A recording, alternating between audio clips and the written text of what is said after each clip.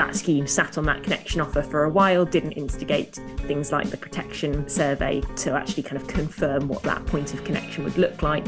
And by the time that came around, actually it turned out the DNO had offered someone else a connection into that line. They couldn't accommodate both of them.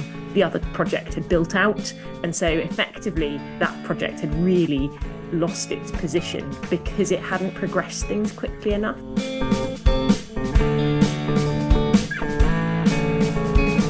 Hello and welcome to the Connectology podcast. Here, Roadnight Taylor's influential team of elite connection specialists and their expert guests help you to better understand distribution and transmission network connections and how to acquire them faster, for less cost and at lower risk.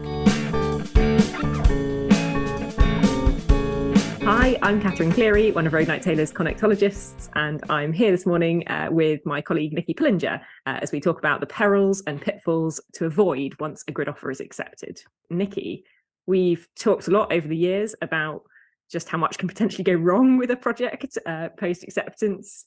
I guess as a first question, do you think most developers underestimate how much effort is required to manage a grid connection once it's been accepted? Yes, certainly. I think in my experience from sitting within developers and also from sitting in Roadnight Taylor, it's potentially not very appreciated in terms of how long these projects can actually take and how logistically complicated they can be. Also, I think one thing that's potentially not really well understood is how many caveats can be put in grid offers and how long these can take to bottom out and also how risky they can be. So we've called this podcast, Now You've Got a Grid Connection Offer, What Next?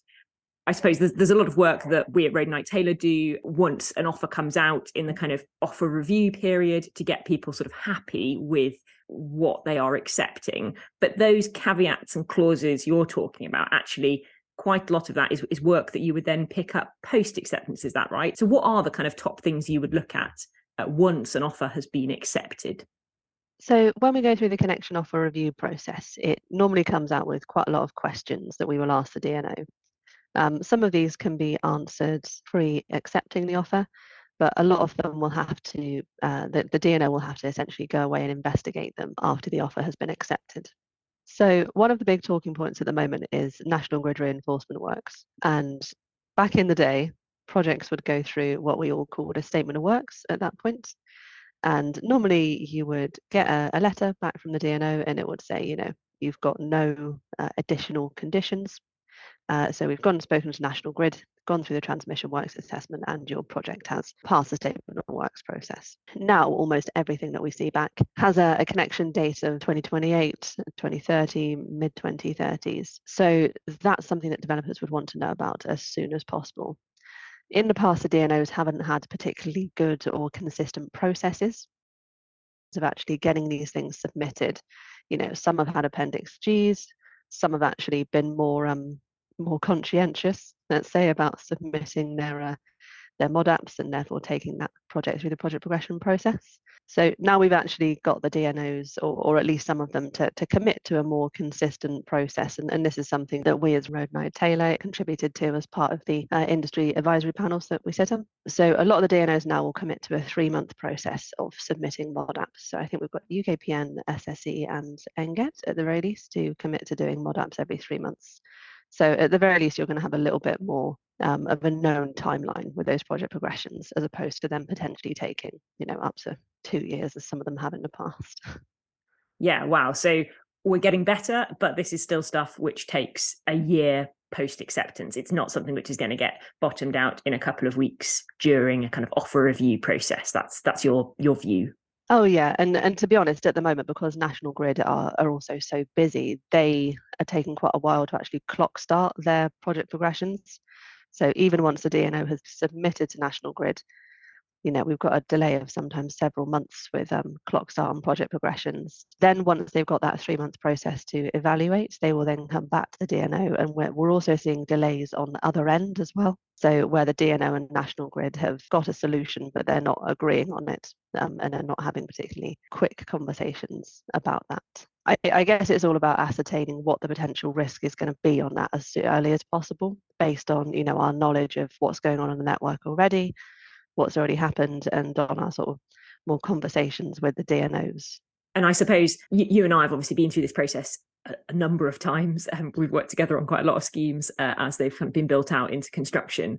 But what might not be obvious to a developer coming at these projects or these connection offers afresh is that process is not perhaps a hands-off one, that as the customer, often this is something that you have to drive. So to kind of actively manage the DNO and their delivery team in, making those project progression submissions, but also perhaps doing some other works, perhaps not just on the transmission impact side of things, but in terms of the local distribution works.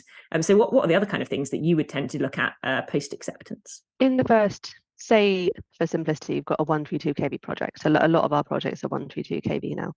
The development process for these are quite a long period, especially if you've got an EIA with planning. So the first 18 months or so, you would probably be working towards getting your project into planning, getting land sorted. So developers aren't going to want to spend a huge amount of money here. But there are several things that you can normally do with offers to de-risk them at a fairly low financial cost in these periods.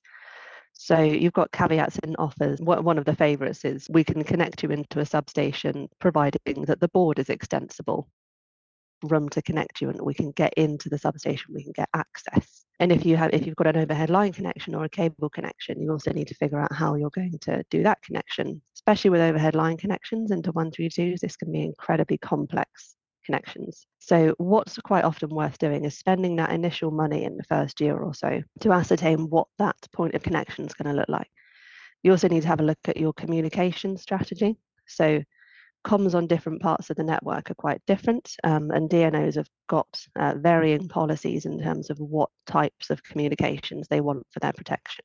And these are quite low cost items. A comms survey might cost £4,000 or £5,000. Tower surveys, like the initial concept designs, can cost up to 20, but they really are worth doing, because if you need a tower replacement, you can then go and potentially investigate other point of connection options to see if you can go somewhere else, and then that might need additional land negotiations, different cable routes, etc. And it really is so much easier to get these things done earlier rather than trying to think about them 6 months before you want to connect. That makes a lot of sense, and I think also is backed up probably by the project experience that we've had. I guess we talked about the kind of need for this podcast, and it probably comes out of a few horror stories that Nikki and I could share. But I think not just in terms of confirming the sort of cost elements and timeframe elements of a connection, but even confirming its technical viability. I mentioned, Nikki, that we'd had one scheme which we saw a DNO offer a teed point of connection into an EHV circuit. That scheme sat on that connection offer for a while, didn't instigate things like the protection survey to actually kind of confirm what that point of connection would look like. And by the time that came around, actually it turned out the DNO had offered someone else a connection into that line. They couldn't accommodate both of them. The other project had built out. And so effectively that project had really lost its position because it hadn't progressed things quickly enough. So that's a bit of a nuanced element and perhaps a kind of worst case scenario. But is there a scenario here where actually, you effectively lose the opportunity to connect in the way that's written out in your connection offer because you don't progress things? Potentially. It's often questionable as to whether the DNO should have offered that to both parties in the first place. But in my experience, the DNO they will put effort into the projects that they're very aware of and that they've got a lot of engagement on. So some developers, sort of get a grid offer, think, oh yeah, brilliant, we've got a grid offer. Says we can connect in, 24 months. That 24 months is a lot of effort on your part if you want to go and connect at that time, in that time period. If you're liking this podcast so far, you may want to pop over to the Connectology page on Roadnight Taylor's website and sign up to the Connectology newsletter for much more know-how, insight and thought leadership in electricity network connections. The link to this is in the description. Don't miss out on any of the articles, explainers, videos, webinars and podcasts that Roadnight Taylor's Connectologists share to give you an edge and help you overcome your grid frustrations. Okay, so protection design, that sounds like quite a fundamentally important thing. What are the other kind of big ticket items that really affect the way a connection gets built out that you can sort of look at early? You mentioned comms surveys. Yes, so communication surveys, especially where you've got a connection in quite a rural area, needs to be done as soon as possible. So the DNOs can't actually engage directly with BT. they have to go through a company called Exponential E. So if you are going to use fiber for your communications, then you need to get fiber from your site to the nearest connection point, which is normally in a public highway. From sort of recent conversations that we've had with the DNOs, these surveys can take a significant amount of time to be undertaken, and then the works can take years and years to actually be completed, which is obviously very frustrating for everyone involved. Having a better idea about some of those elements would help a developer inform their own development program quite significantly. You sort of mentioned 24 months of really hard work to get a connection energized, but from what you're saying, it sounds like actually there could be quite a few things which meant that 1 to 2 kV connections in particular, took longer than that, even with the best efforts. Oh, certainly. I mean, 132 kV connections probably realistically will take at least 4 years, especially because of the development timeframes up front, and then because of the lead times that we're seeing on equipment. And that's 4 years from signing on the dotted line, accepting your offer and then beginning to move forwards with things. Yeah, I mean, to be honest, 4 years is potentially quite optimistic as well, especially with all the complications that we're seeing around national grid and reinforcement timescales. In terms of communications as well, there's quite a lot of different ways that you can do this. So one of the projects I saw after having the line of sight surveys done, which again took a significant amount of time purely because of the weather. These line of sight surveys have to be done by the telecoms team, so they have to go out, essentially go up a big pole and see where how high the tower has to be in order to get to the next point of communications. And on one of the schemes we had, it turned out that we needed a 25-meter mast, and that takes a long time to get through planning. You almost have dual avenues of what ways you could go with this. So at that point, we sort of had assumed that we could get away with a fairly small mast because it was quite a flat area, but then we needed this 25-meter comms mast, and then it was like, okay, so we'll progress this, but we're also going to progress this other thing in tandem. So we're going to do an innovation project with a DNO, or we're going to go and see if we can get a different connection via some other piece of infrastructure. Or in the case of 132 kV lines, it might be that you actually restring the fiber on a line if there's no fiber or if that stopped working. And honestly, that process takes a lot longer than you would ever imagine that it takes. And it can add significant costs to a project as well. So I suppose land and planning risk for the DNO's non-contestable works, are just as significant as they are for the developer's end generation connection, and that would apply presumably not just to new comms masts, but if there were third-party land rights required for the POC, for example. So looking at things like that, like the kind of practical land planning, constructability elements of the project sounds quite important. Oh, that can have a huge impact. So the DNO will normally attempt to give you a point of connection on your land holding, if that's at all available. If not, they will give you a point of connection somewhere else, and you'll need to figure out those third-party works. Sometimes you have situations where they've actually given you a more beneficial point of connection in terms of, say, if you had a tower connection, they would give you an angle tower connection. So you could then actually connect without a tower replacement, but that angle tower might be on someone else's land. So if you then can't get those land rights, then you also need to be having a look at potentially other connections on your own land, other connections on other land. If there's a cable, then connections in public highway. It's those sort of multiple streams of investigation that you need to have, I think, in post-acceptance. I always like to have at least a plan B, if not a plan C and D most of the time, for just the considerations of what can go wrong. And sometimes landowners can change, the situations can change throughout the development process. So it really is worth having those several contingencies in place, I think. I think you've probably got connection project managers nodding all over the place and directors quaking in their boots with a plan D. But that does just go to show, I think, that there is this huge element of complexity in the delivery of a project, which is perhaps simplified at the stage when it's just an acceptance of a grid offer. And I think then there's a view you've got grid, but actually, from what you're saying, Nikki, I think the message from today is that grid offer is not a watertight promise to connect you on the date that it says in the arrangement that's shown in a drawing. It's just a first starting point. Oh, very much so. Yeah, and this is why I like to talk to the DNOs as soon as possible after we get an accepted offer. There's a sort of a formal meeting a lot later on called a kick-off meeting, and that would almost suggest that that's the first time you talk to them. I'd never ever let that be the first time that I speak to a DNO, because that would suggest that we have an ICP on board if ICPs are doing the contestable works. When we have an accepted offer, ideally you would have an introduction meeting with the DNO. Not only can you ask those questions that have come out of the connection offer review, but it's also an introduction for you to the DNO. So the DNO knows you're actually serious about building this project. We're all human. We all like to see the people that we're working with, and we all actually want to know that we're committed to doing the same thing and getting to the same endpoint. Early engagement is essential. In your view, Nikki, do you think it makes a difference whether a customer accepts on a non-contestable only basis and gets their own ICP to do the contestable works, or whether the DNO delivers the full scheme? Does it make a difference how much you have to, as a developer, you have to kind of drive and manage this process? Yes, I think it does. I think if the DNO is doing the full works, then they will have sort of different teams allocated to the project. They will also, in my experience, take more of a project management role, because they have to drive that whole process. There's no other sort of external responsibility for that. They do their own design. They're doing the cable routes. They're doing all of those land negotiations. Whereas when it's with an ICP, really that design stage, the DNO will do their detailed design, and then you're waiting on the ICP to do theirs.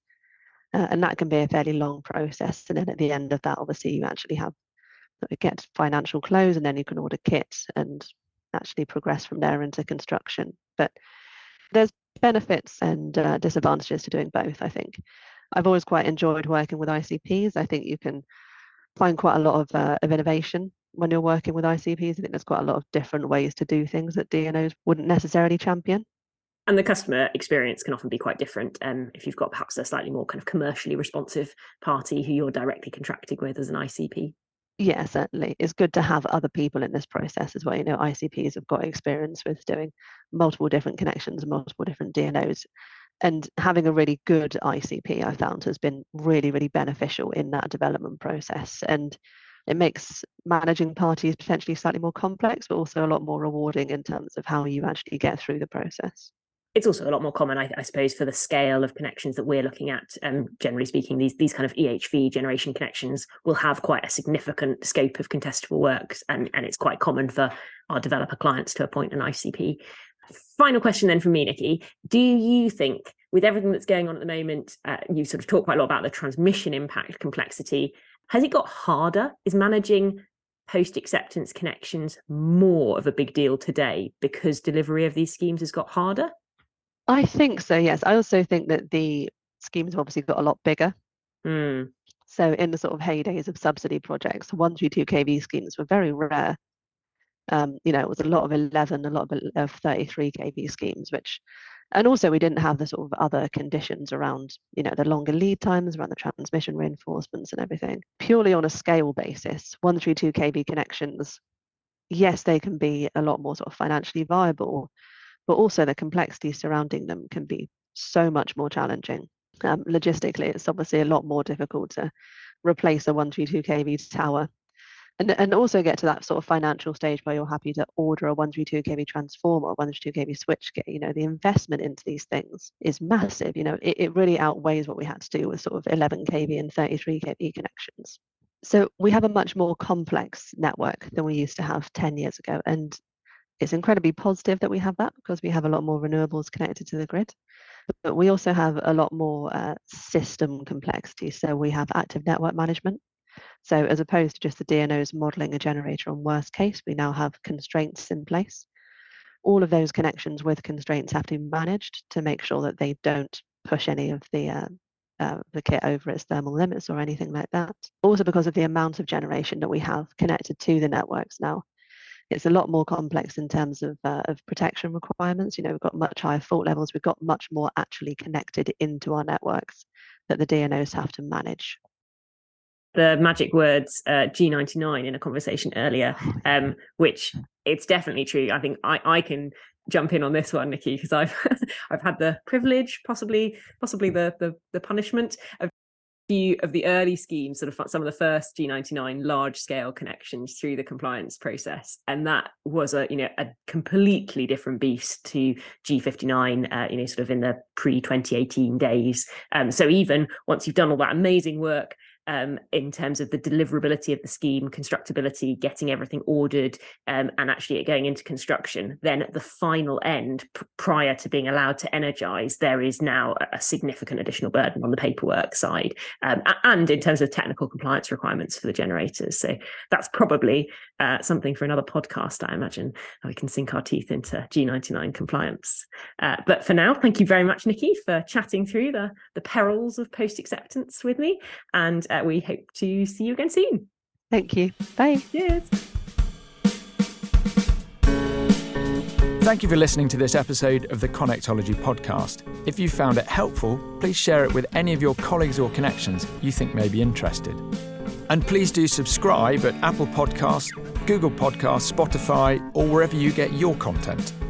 You can find out more about our services at roadnighttailor.co.uk, link in the description, where you can also sign up to our free Connectology newsletter for more news and thought leadership in network connections. If, during this podcast, you found yourself wondering what it would be like to have a Roadnight Tailor Connectologist in your life, please do email laura@roadnighttailor.co.uk to find out how their game-changing skills and insight can change the game for you too.